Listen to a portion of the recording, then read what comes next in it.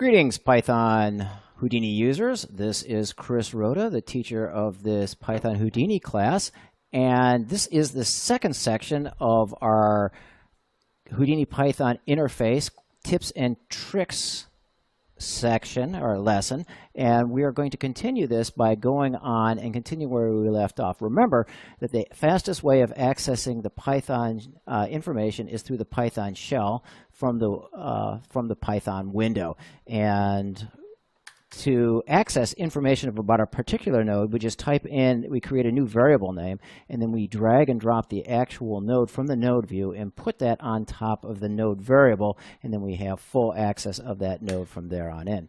Now, if you might find yourself where the auto-completion doesn't work, the documentation doesn't work, what else do you do?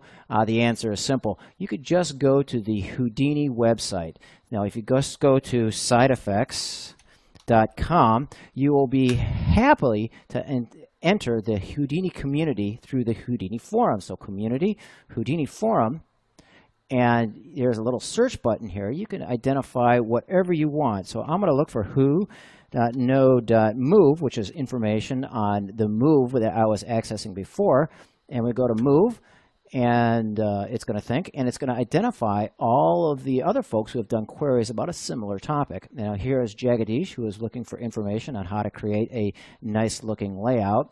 And Edward responded, and Edward happens to be a Houdini developer, and he suggested trying a new method that might work a little bit better, and they continued their conversation, and Edward continued to follow up and make sure that the information was properly processed. Now, you're going to have a hard time identifying a more friendly or helpful community than the Houdini forum. And not only for Houdini Python, but for any aspect of Houdini. If you ever post a question to the Houdini forum, you'll probably end up with 2 or 3 answers with 2 or 3 different directions, and it will really help expand your mind on how to use Houdini and integrate into the Houdini world. Now, sometimes you might just be inside your Maya mode and say, hey, I want my Python scripts to be available to me via a shelf. And well, Houdini can do that too. So you just go to your handy Houdini Python shelf. And if you don't have one, this is how to create one. Come over to the plus sign, go to new shelf, and a little window comes up and asking for our shelf information. I'm going to type in custom Python, and custom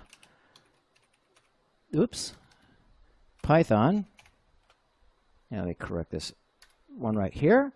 Click accept, and lo and behold, we have a brand new shelf that's just waiting for us to fill it up with some groovy new Python scripts. And we do that by right-clicking on the shelf and selecting New Tool.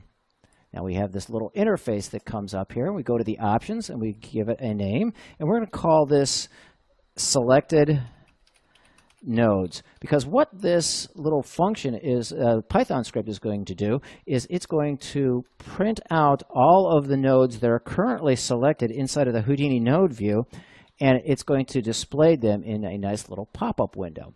And once we've got the name with selected nodes, I'm going to go over here to the script window, and the script window is a place where we can actually edit our Python script.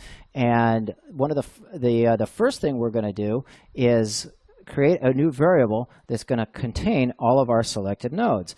And I'm going to go ahead and type that in and say selected equals who.selectedNodes. Now, who.selectedNodes is the command which will return a list of all of the current nodes that are being processed.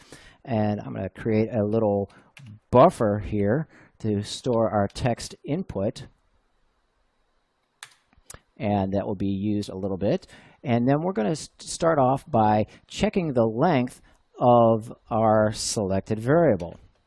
Now, if that length just happens to be less than 1, or basically 0, that means we haven't selected anything, then what we're going to realize is that we don't have any nodes selected. So buff equals no nodes selected. All right, very good. However, if we do get a value larger than 0, then we know that we do have information, and we're going to have to go through the entire list of the selected nodes and append the path of these each to our buffer variable. And we're going to do that by creating a little for loop for cell in selected. Oops. What we're going to do is we're going to append the information of the path right to the buffer string. So buff equals buff plus a carriage return so that the paths don't stack on top of each other. And we're going to actually add the path information of each of the selected nodes, cell.path. Now, Houdini provides a groovy little function which will actually display whatever text message you send to it, and it will display it in a little pop-up node, which is very helpful. And here the command is who.ui.displayMessage buff. Now this can actually be very helpful for debugging, encoding, and verifying values at any time. Now I'm going to give this a quick test to make sure that it's working. I'm going to click here, and there's the path of my node in its full Houdini glory. Now, if we happen to pull more than one path, like a handful of paths, well, this function is going to give us the paths for all of the nodes that are currently selected. Now, if we just so happen to choose no selection, we hit our button here, and we get the no node selected. So our little script works, and it behaves just fine, and it could be very helpful into the future. Now, to recap what we've learned for these last two sections, Python in Houdini is easily accessed via the Python shell window or by actually creating a Python shelf tool. Now, you're going to find yourself using those a lot. In the next lesson, we're going to cover how to configure your Python environment and how to work properly and predictably with Houdini and Python so that you can get expected results every single time. I'll see you on the next lesson.